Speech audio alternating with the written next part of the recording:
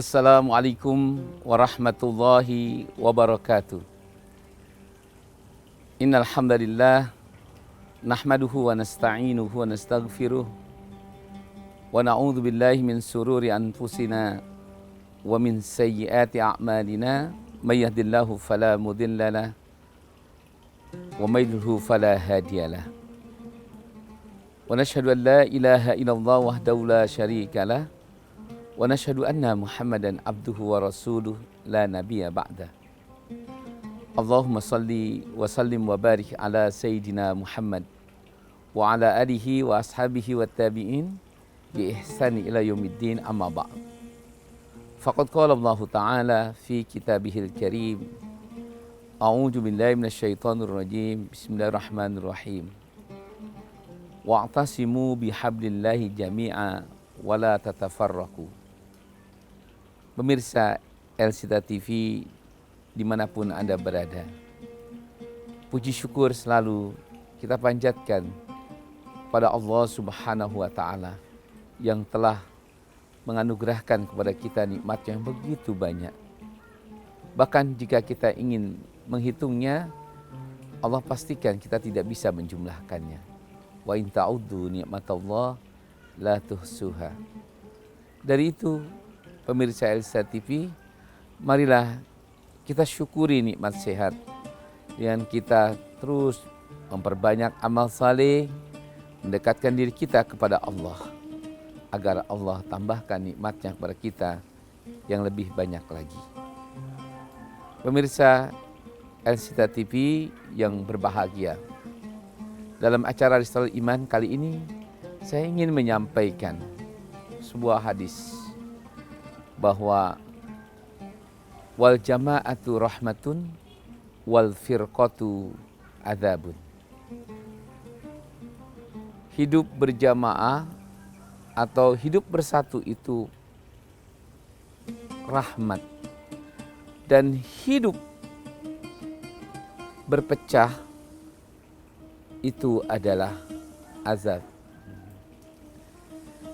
Dalam pepatah Arab perlu kita simak. Dalam mahfudhat, para ulama mengatakan al-ittihadu asasun najah. Ittihad itu, persatuan itu adalah pangkal kesuksesan. Nah, dari itu pemirsa Elsita TV, kedepankanlah akhlak dalam hidup. Apapun tujuan kita dan siapapun yang mencoba menghalangi tujuan kita, maka janganlah kita mengedepankan emosi. Kedepankanlah akal sehat agar kita bisa berpikir panjang. Kalau kita menghadapi dengan emosi, akal sehat kita tidak jalan, maka menjadi pendeklah jalan hidup kita. Dan kesuksesan itu bukan karena kecerdasan, bukan karena pula kita ini kuat dalam bekerja, dalam berpikir, tapi kesuksesan itu adalah milik Allah. Jabatan, harta, itu semuanya adalah pemberian Allah, rezeki yang kita terima dari Allah. Kama qala Allah Ta'ala, tu'til mulka man tasha wa tuzillu man tasha. Allah akan berikan kekuasaan pada orang yang dikehendaki, dan Allah juga akan cabut kekuasaan itu bagi orang yang dikehendakinya. Kalau kita tahu bahwa hidup ini adalah Allah yang menentukan, atas dasar skenario Allah semuanya, maka ikutilah petunjuk Allah. Kembalikanlah dalam berbagai hal, segala urusan kita itu harus kita kedepankan, mencari ridho Allah, maka hidup kita insya Allah akan sukses. Salah satu yang diperintahkan oleh Allah itu adalah wa'tasimu bihablillahi jami'a wa la tatafarraqu. Hendaklah kamu bersatu padu dan mengikatkan diri kalian semuanya dengan ikatan hukum-hukum Allah. Wala tatafarraqu, dan janganlah kamu bercerai-berai. Ini Quran mengisyaratkan kita bukan hanya dalam urusan agama, dalam urusan kita bermasyarakat, maka kedepankanlah persatuan itu. Negara kita ini punya semboyan, dan itu sebagai filsafat kehidupan dalam membangun kehidupan berbangsa, bernegara, demi terwujudnya suatu negara yang berdaulat, yaitu Negara Kesatuan Republik Indonesia. Dan tegaknya Negara Kesatuan Republik Indonesia ini adalah karena ada filsafat Bhinneka Tunggal Ika. Boleh kita itu beragam, boleh kita ini berbeda-beda, boleh kita bermacam-macam suku, bahkan berbangsa-bangsa. Bahkan Allah sudah menjadikan hal itu menjadi suatu sunatullah. Wa ja'alnakum syu'uban wa qabaila lita'arafu. Kami jadikan manusia ini berbangsa-bangsa, bersuku-suku, agar kalian untuk saling mudah mengenalnya. Oleh karena itu, kedepankanlah yaitu kesatuan. Kesatuan itulah, persatuan itulah yang menjadikan hidup manusia ini utuh dan ia menjadi kuat. Tadi dikatakan al-ittihadu asasun najah. Karena persatuan itulah yang menjadikan kita sukses dalam membangun negeri ini dan menjadikan negeri ini negeri yang berdaulat dan negeri yang baldatun thayyibatun warabbun ghafur. Lalu bagaimana cara kita membangun kehidupan yang bermartabat, yang mengedepankan tadi saya katakan persatuan? Karena kalau kita bersatu, pasti Allah akan merahmati kita. Dan kalau kita bercerai, kalau kita ini berpisah, kalau kita ini konflik, mengedepankan emosi, maka hidup kita itu akan bertambah sulit karena hidup kita akan dalam azab Allah. Dan kita tunggu sejenak setelah yang satu ini.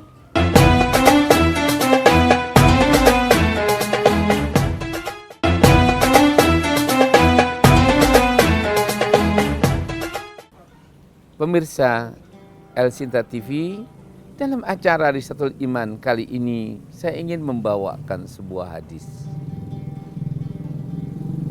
Ani Nu'man ibn Bashir qal, dari Nu'man bin Bashir ia berkata, qala Nabi sallallahu alaihi wasallam alal minbari. Nabi Muhammad sallallahu alaihi wasallam berkhutbah di atas mimbar dengan penuh semangat, kata Nu'man, dengan penuh heroik, dengan penuh keseriusan, sampai semua para sahabat itu dijadikan terbengong, terbelalak, dan menyimak. Apa ucapan Nabi itu? Ya ayuhan nas, wahai manusia, malam yaskuril qalili lam yaskuril katsiri. Nabi katakan, barang siapa yang tidak pandai bersyukur di waktu mereka itu sedikit, di waktu mereka itu susah, di waktu mereka itu miskin, dan mereka pun tidak pandai bersyukur kalau dijadikan orang yang sukses, kalau dijadikan orang yang kaya, kalau dijadikan orang yang mendapatkan keberuntungan. Artinya apa? Untuk menjaga kesatuan persatuan itu kita diperintahkan untuk kita bisa berbagi, untuk kita selalu hidup enjoy, untuk kita bisa bersikap dengan akal yang sehat, mengedepankan akal yang sehat.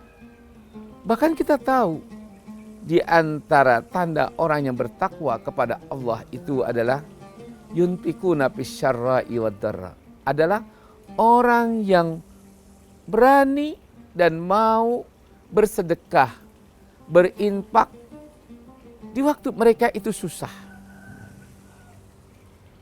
Oleh karena itu ketika kita sedang diuji, ketika kita sedang dicoba, apakah kekurangan pangan, apakah kekurangan sembako, apakah kekurangan uang, apakah kekurangan mungkin air, gas, maka jangan sampai kita sampai meninggalkan cara berpikir yang sehat.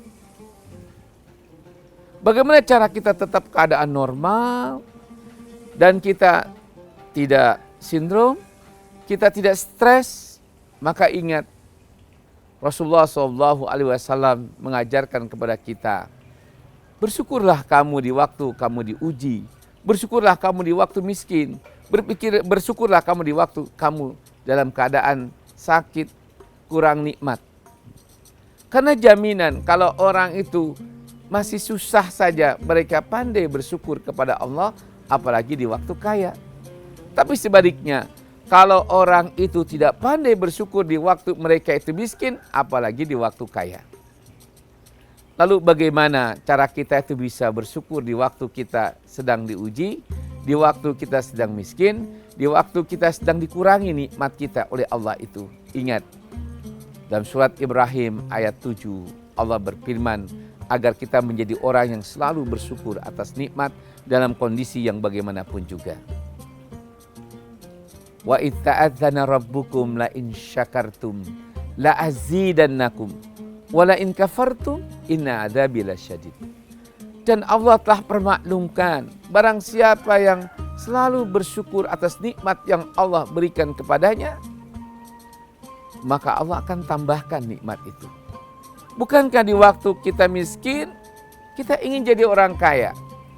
Dan cara kita untuk cepat dirubah nasib kita dari miskin menjadi kaya, dari orang yang tidak punya menjadi orang yang punya.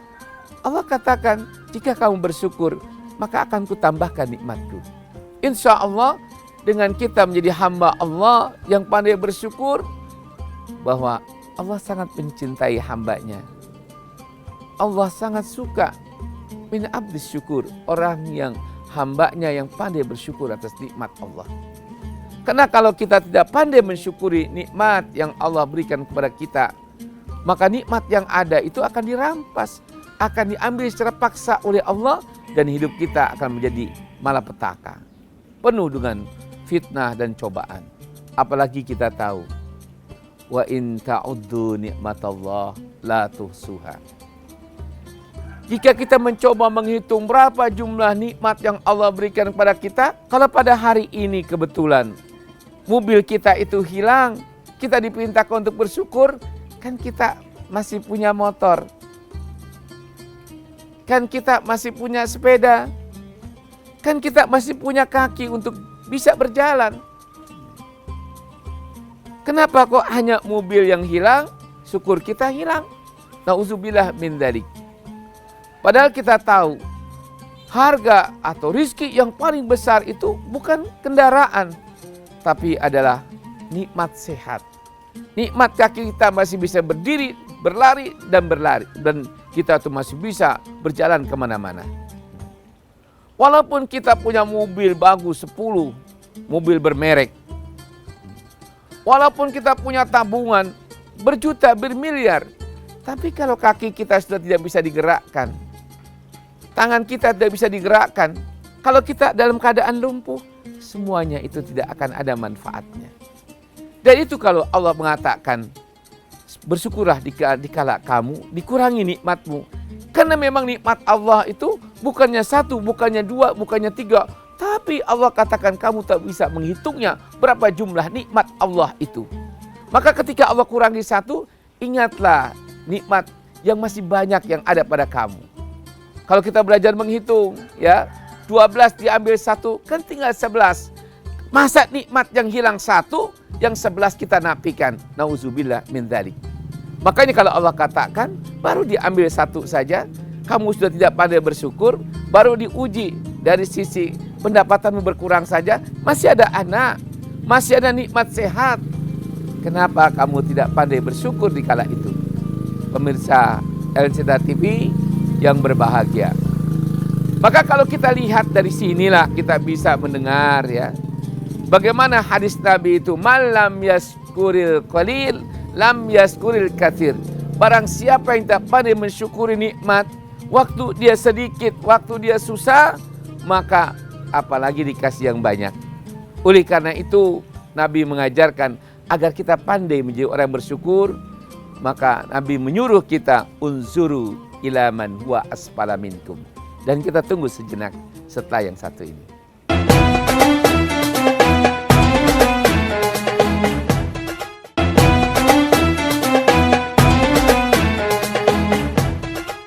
Pemirsa ST TV yang berbahagia, maka dari itu saya katakan, kalau kita di hidup selalu melihat orang yang lebih kaya, kalau kita selalu melihat orang yang lebih bagus jabatannya, orang yang lebih nikmat hidupnya, boleh jadi itu yang menyebabkan kita kufur nikmat. Tapi kalau kita itu melihat orang yang lebih susah dengan kita, pasti kita pandai bersyukur. Walaupun kita habis kehilangan mobil, rumah kita terbakar, tapi kita melihat ada orang yang nggak punya rumah, ada orang yang nggak punya pekerjaan, ada orang yang nggak punya tabungan. Kita rumah terbakar, mobil hilang, tapi masih punya tabungan, masih punya tanah untuk kita bisa bangun. Nah, itulah mengapa kita disuruh melihat pada orang yang lebih susah. Dan yang kedua, dalam sabda Nabi dalam pidatonya, agar kita tetap bersatu, ya, Nabi yang kedua menyuruh kita, malam yaskurin nas, lam yaskurillah. Barang siapa yang tidak pandai membalas kasih pada orang yang berbuat baik kepadanya, apalagi dia kepada Allah. Untuk melihat orang itu baik dan tidak, ya kita lihatlah hubungan dalam kehidupan keseharian. Apakah dia orang saling berbagi atau tidak? Berapa banyak orang diberikan apa saja tidak ada terima kasihnya dan tidak ada upaya untuk membalas kebaikan orang lain. Sedangkan dalam adab Islam itu Allah menyuruh, wa idza tahiyatuhum bi tahiyatin fahayyu bi ahsaniha. Apabila kamu diberikan sesuatu kebaikan, maka balaslah dengan kebaikan yang lebih baik. Ini adab dalam Islam yang harus kita kedepankan. Siapa orang yang paling banyak memberikan kebaikan kita? Orang tua kita, terutama ibu kita. Nabi pun mengajarkan, man ahabbani ya Rasulullah, siapa orang yang paling kucintai? Nabi mengatakan, ummika, ummika, ummika. 3 kali, ibumu, ibumu, ibumu. Karena ibumu itulah yang paling banyak memberikan kehidupan kepada kamu, mengurus kamu, berkorban untuk kamu. Maka kalau kita ini menjadi orang yang baik, maka ingatlah kebaikan ibu kita, ingatlah kebaikan bapak kita, dan ingatlah orang-orang yang menanam kebaikan pada diri kita itu. Cukuplah kalau orang itu selalu mereka berpikir untuk membalas kebaikan orang-orang yang telah membantunya. Petanda bahwa orang ini pun mengenal Tuhannya dan pandai bersyukur kepada Tuhannya. Dan yang ketiga dalam khutbah Nabi, agar kita menjadi orang yang mengedepankan selalu persatuan, kita mendapatkan rahmat. Barang siapa yang selalu ingat akan nikmat Allah, maka petanda bahwa mereka itulah orang yang pandai bersyukur. Dan mereka orang yang melupakan nikmat-nikmat Allah itu, yang tidak pernah dia pikirkan, tidak pernah dia tadaburkan, tidak pernah dia berusaha untuk membalas kebaikan rizki yang Allah berikan kepadanya. Wa huwa kufrun. Ini orang yang kufur. Yang terakhir Nabi mengatakan, itulah makanya wal jama'atu rahmatun. Kalau kita hidup ini selalu menjaga keutuhan berjamaah, persatuan, maka hidup kita akan selalu diberikan rahmat oleh Allah. Bagaimana caranya? Tadi, siapa orang yang memberikan banyak kebaikan dalam hidup kita? Bagaimana cara kita bersyukur atas nikmat yang Allah berikan pada kita?